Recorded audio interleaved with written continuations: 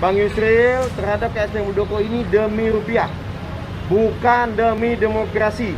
1 miliar, 2 miliar, mau 100 miliar, sah saja, ya.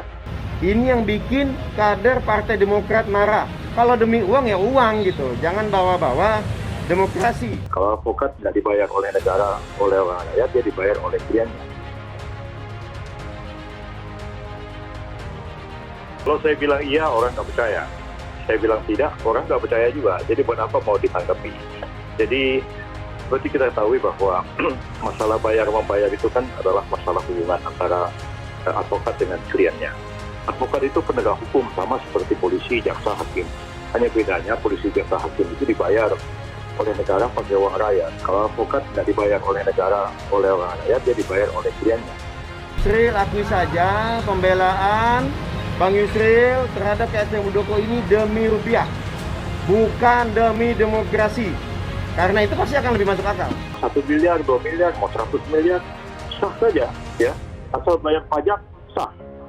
Jadi kalau kiai itu halalan thayyiban mubarakatan.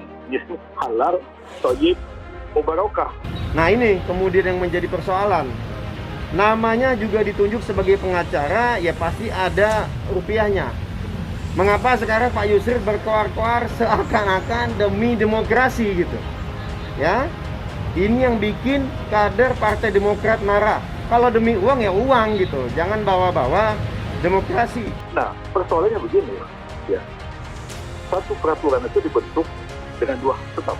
Pertama karena perintah undang-undang, kedua karena delegasi yang diberikan oleh undang-undang. Partai politik memang dia bukan merupakan institusi negara secara langsung. Tapi posisi partai politik sangat penting. Tidak ada orang bisa ikut pemilu kecuali partai. Tidak ada pihak yang bisa mencalonkan presiden wakil kecuali partai. Kita legend bahwa ada rencana judicial review dari pihak gerombolan KSP Muldoko. Rencana itu dimatangkan pada awal Agustus dengan pertemuan di rumah Pak Muldoko. Pembentukan anggaran dasar partai itu diperintahkan oleh undang-undang parpol dan juga diberikan delegasi oleh undang-undang parpol. Ini harus Anda atur dalam anggaran dasar. Ketika diatur, anggaran dasarnya menabrak undang-undang. Siapa yang bisa menguji dan membatalkan? Nah, itu persoalannya ada di situ. Jadi bukan soal yang Pak Mahfud mengatakan harus digugat ke PT UN. Apa yang mau digugat Pak Mahfud? Ya. Telinga kita mendengar, mata melihat, tapi secara hukum kita tidak bisa mengatakan itu KLB sebelum dilaporkan secara resmi hasilnya kepada pemerintah. Oleh sebab itu nanti ini akan ditangani secara hukum oleh pemerintah manakala nanti sudah dilaporkan oleh penyelenggaranya, sehingga pemerintah mendapat laporan, oh ada 2 KLB. Dan kalau sudah dibentuk partai ternyata ada pertentangan dengan undang-undang, siapa yang bisa menguji itu? Ini di aspek terobosan hukumnya di sini. Jadi Pak Mahfud mengatakan, oh ini harus digugat. Saya mengerti soal itu, ya. Ya, saya paham betul. Yang harus digugat itu SKM. Kalau itu putusan administrasi. Tapi kalau menguji anggaran dasar partai, apa bisa keputusan hukum hanya digugat? Tidak, menguji ya diuji. Pak SBY tidak membubarkan KLB-nya PKB, ada 2 dan berkali-kali forum. Bu Mega juga tidak membubarkan KLB-nya Matori. Bukan Pak SBY dan Bu Mega itu memihak, tapi memang oleh undang-undang tidak boleh. Seperti sekarang undang-undangnya sama berlaku, Undang-Undang Nomor 9 tahun 98. Dan karena itu saya pikir Pak Mahfud itu keliru ketika hari ini mengomentari bahwa gugatan Yusril itu tidak ada gunanya katanya. Karena AHY tetap sah. Dan kalaupun dimenangkan, AHY tidak bisa diapa-apain, dia tetap sah. Saya tidak pernah mempersoalkan keabsahan AHY. Sama seperti pengantaran tadi juga mengatakan demikian. Yang kita persoalkan ini adalah anggaran dasar partai yang kita anggap bertentangan dengan undang-undang, bertentangan dengan konstitusi. Saya ingin mengatakan dasar penyelesaiannya adalah peraturan perundang-undangan. Pertama, berdasar undang-undang partai politik. Yang kedua, berdasar ADART yang diserahkan terakhir atau yang berlaku pada saat sekarang ini. Apa yang mau digugat Pak Mahfud? Ya, Anda kan bekas ketua MK. Tahu kalau menguji peraturan itu tidak bisa digugat ke PT UN, itu harus diuji. Dan tidak ada lembaga yang bisa menguji kecuali Mahkamah Agung dan MK. Masa Pak Mahfud nggak ngerti persoalan ini? Saya heran.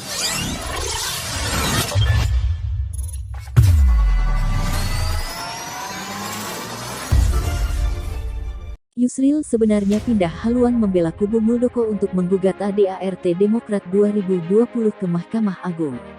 Andi Arief menyebut Yusril pindah haluan karena Demokrat tak bisa menyanggupi tawaran 100 miliar rupiah sebagai pengacara. Andi Arief mengaku memiliki bukti bahwa Yusril menawarkan 100 miliar rupiah sebagai pengacara. Namun Demokrat tak bisa menyanggupi tawaran Yusril itu. Kami cuma tidak menyangka karena Partai Demokrat tidak bisa membayar tawaran Anda 100 miliar rupiah sebagai pengacara, Anda pindah haluan ke KLB Muldoko, ujar Ketua Badan Pemenangan Pemilu Bapilu Demokrat itu. Herzaki bercerita bagaimana Yusril digandeng kubu Muldoko. Awalnya, Herzaki mengatakan Demokrat ingin menggandeng Yusril pada awal Maret tahun 2021, atau sebelum Kemenkumham menolak kepengurusan Kongres Luar Biasa KLB Deli Serdang. Pendekatan pun dilakukan kepada Yusril.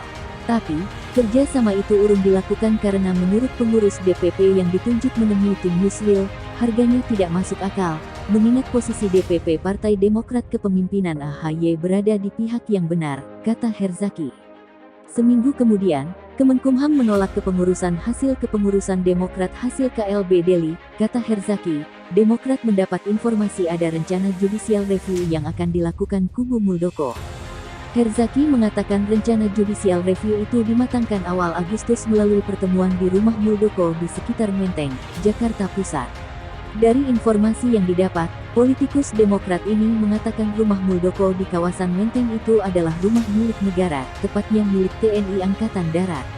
Namun, rumah itu digunakan untuk tempat berpolitik. Rapat itu diawali dengan Zoom meeting antara KSP Muldoko dengan Yusril. Baru kemudian dilakukan rapat bersama tim Yusril terkait teknis pelaksanaannya, kata Herzaki. Lebih lanjut, Herzaki mengatakan Demokrat tidak gentar menghadapi judicial review yang dilakukan kubu Muldoko. Herzaki mengungkapkan Yusril tidak selalu menang sebagai pengacara. Seperti Ketum AHY sampaikan, kami tidak gentar. Kami akan hadapi. Pak Yusril itu kalau jadi pengacara itu tidak selalu menang kok. Apalagi kami yakin kami di pihak yang benar. Pak Menko Mahfud juga sudah sampaikan, judicial review Yusril tidak ada gunanya. Hanya menarik rupiah KSP Muldoko saja. Bukti bahwa Yusril tidak selalu menang, cek saja di internet. Jadi dengan izin Allah, kami akan hadapi proses hukum ini. Insya Allah, kami akan memenangkannya, ucap dia. Sebelumnya, Yusril Iza Mahendra menanggapi tudingan dua politikus Partai Demokrat, Rahlan Nasidik dan Andi Arief, yang menyebutnya memilih menjadi pengacara kubu Muldoko karena Demokrat tak sanggup membayar 100 miliar rupiah. Yusril membalas tudingan kedua politikus itu dengan meme Ketua Majelis Tinggi Partai Demokrat Susilo Bambang Yudhoyono SBY, yang bertuliskan, saya prihatin. Sama seperti Pak SBY, saya prihatin sama omongan Andi Arief, ujar Yusril.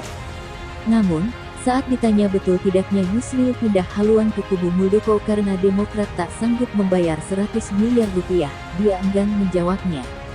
Menteri Koordinator Bidang Politik, Hukum dan Keamanan, Menko Polhukam, Mahfud MD menilai langkah advokat Yusril Iza Mahendra mendampingi Demokrat kubu KLB Deli Serdang Muldoko, untuk melakukan uji materi judicial review soal ADART Demokrat tahun 2020 ke Mahkamah Agung akan sia-sia.